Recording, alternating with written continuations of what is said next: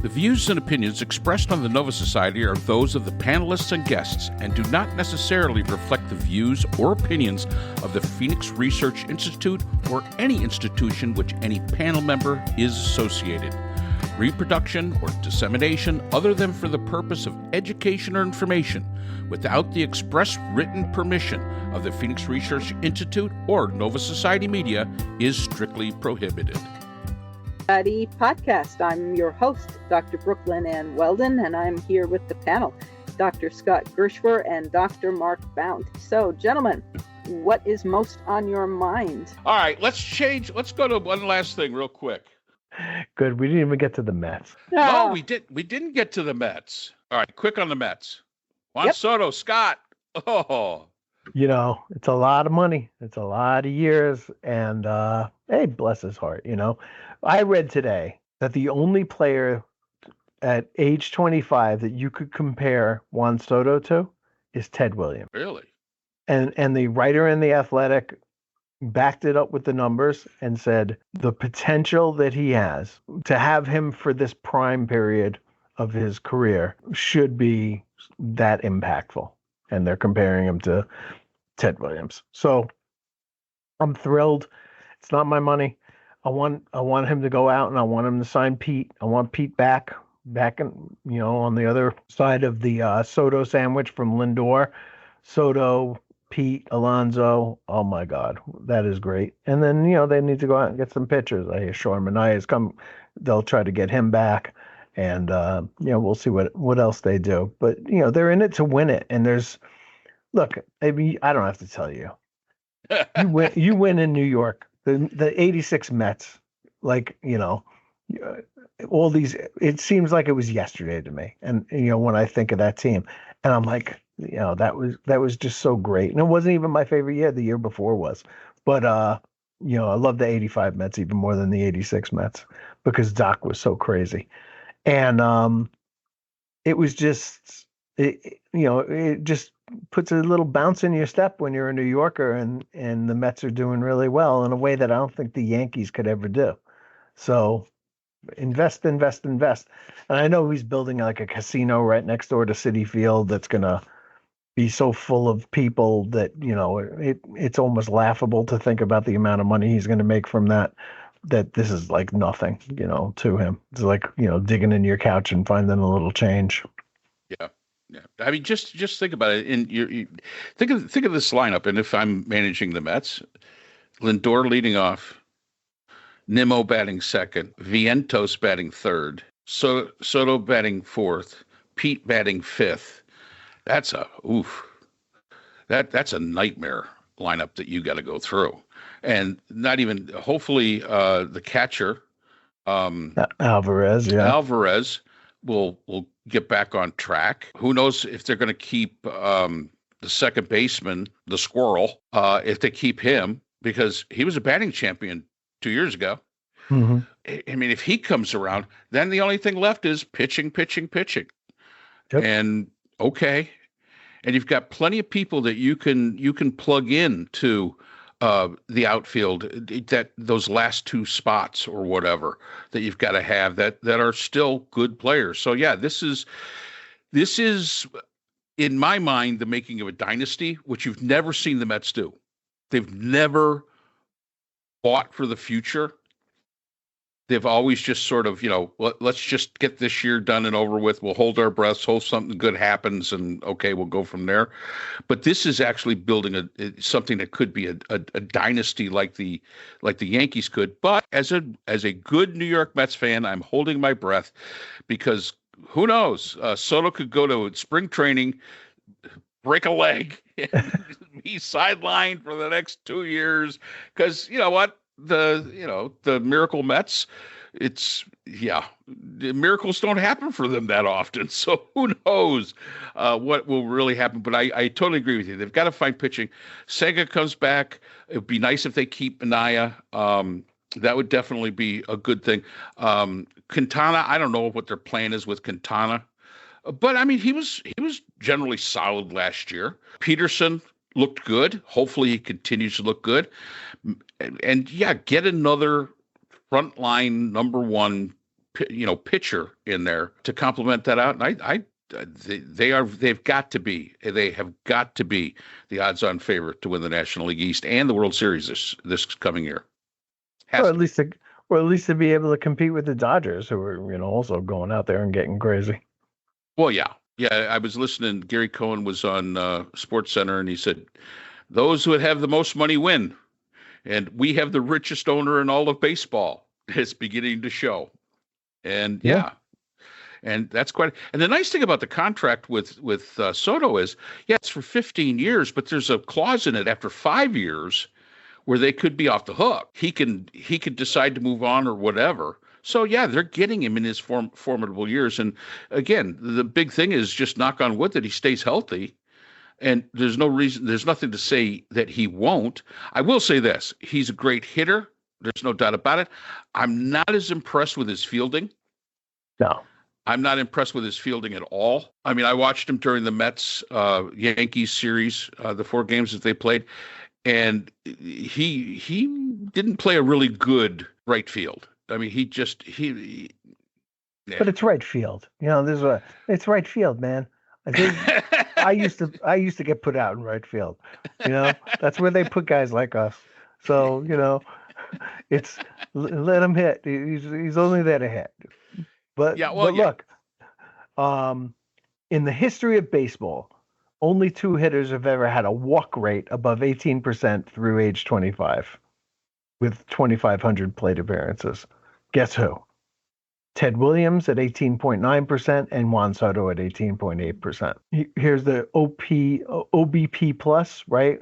On base percentage and Ted Williams 137, Juan Soto 131. It's just he's got great discipline. He hits the ball. He's not as big a home run hitter as Pete. He's not as big a home run hitter as Aaron Judge, but he's hits enough home runs to keep you honest, certainly. And as he gets older, probably will hit more. But he's one of these guys who's got the plate discipline, right? Where where the umpire may turn to the pitcher and say, Mr. Soto will let you know when it's a strike. Look,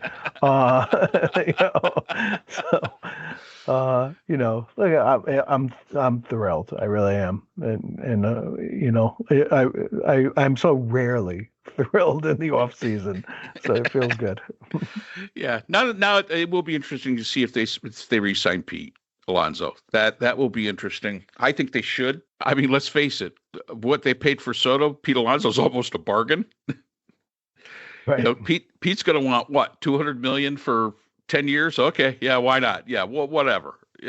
There, have that. But yeah, it's nice. We're no longer with the Wilpons or the Katzes that own the Mets. Now we're with somebody that obviously likes the team. And I really think that the manager, I think he did a great job. And me too. Yeah, I think he did an absolutely great job. It didn't look like it in the beginning. It looked pretty sad. And if not for that first 2 months, the Mets would have been awesome. But that's we have to see. We have to see what's going to happen. Hopefully they'll sign Pete very shortly, and hopefully they'll go after a really, really good top-of-the-line pitcher. And I think they got to work a little bit on their bullpen. But the bullpen isn't going to be as expensive. Right. I don't think the bullpen isn't going to be that expensive. Yeah, and the pitchers could take a while, because I don't think that he's going to rush out and get the high end pitchers. He's gonna look for bargains when it comes to pitchers, and the way modern baseball works, nobody's going 9 innings anymore. So you get a pitcher, he's only pitching 5 or 6 innings if you're lucky, and so it becomes a little bit less important to me. You need him more for the playoffs and the World Series than you do for the regular season. Right. And I think they've got some pieces in their farm system that look good. I'm really disappointed that Brett Beatty didn't pan out the way he was expected, because when he first came on the scene, it looked like he was going to be something special. Mm-hmm. But who knows? He may be a very good trading chip. Right. I've actually heard that they're thinking about trading him for Nestor Cortez from the Yankees, who was pretty good a couple of years ago. and may be able to bounce back as a starting pitcher. Yeah, that would be good. I will say the one guy I hope they keep is Iglesias. Yeah. If for no other reason, having him in the lineup. Bader, they could say goodbye to Bader. Yeah, he's gone. He'll be gone. I think Starling Marte's probably gone. Probably, yeah. Yeah. I mean, it's always sad to move on from guys who you liked, but they're pretty deep, and they're gonna add. They still have a couple of guys to add, but as far as the lineup is concerned, I think that they should be pretty formidable. Yep, I would agree. I would totally agree. Are we going to predict how many wins this year coming? No, not. As we get more to, yeah. We're too early? Okay. Let's move on. All right. Because we just curse them anyway, so. Yeah, I'm going to say 44. Hey, but look at it this way. No longer are the miserable Mets of 1962 the worst baseball team in history. Chicago White Sox. White Sox. Didn't they tie them? I think no. They Did lost. The White Sox lose on them? Oh yeah, they lost 143 or something like that. 144. Okay. Yeah, that's a lot of losses. And they were talking to one of the guys from the original Mets in '62, who must be close to 100, and he goes, "You know what? I feel for him." He goes, I do. He says, you would think that I would want to be the guy off the snide of being the team that lost, 120 games, most losses in a season. And he goes, to be perfectly honest with you, he goes, I'm not. He goes, I feel bad for him. He goes, that's the most miserable position to be in, losing all those games. And he goes, I just, my heart goes out to them. He goes, that was back in 1962. It's okay. We can hold that record. But the poor White Sox, I think they lost 144 they lost 124 this year. So, all right, guys. All right. See you. We will talk to you guys later. You guys have a good weekend. Cheers. Yeah, you too. You too. And thank you to all our listeners. And we will see you next week on the Nova Society. Oh my God, we're still recording? All right. Yeah, we are. Yeah, we're still recording. Let me get this. So that's all the time we have for today's episode. The Nova Society is a production of the Phoenix Research Institute. We'd like to thank our sponsors for this episode. BH Conflict Resolution Services, a full-service dispute resolution firm offering expert and cost-effective mediation services to couples, groups, and businesses. BHCRS can be reached at www.bhcrs.com. We'd also like to thank our podcast partners, Buzzsprout, who hosts the Nova Society, Audacity, our editing partners, and Podkite, who does all of our analytics. IHeart Radio, where people get their music and podcasts, Apple iTunes, the largest source for music and podcasts on the internet, Spotify, the most popular source for the Nova Society. The Nova Society is available on all of these and other quality platforms. We'd like to thank all of our listeners. Without you, the Nova Society would not be possible. If you have a comment, question, or would like to be a guest on the Nova Society, we can be reached at nova.society.podcast@gmail.com. Always remember, the power of society is knowledge. So for Dr. Scott Gershwer, Dr. Priscilla Hobbs, Dr. Brooklyn Ann Weldon, and all of us here at the Nova Society, I'm Dr. Mark Bound. Be well, and we hope to see you again next time.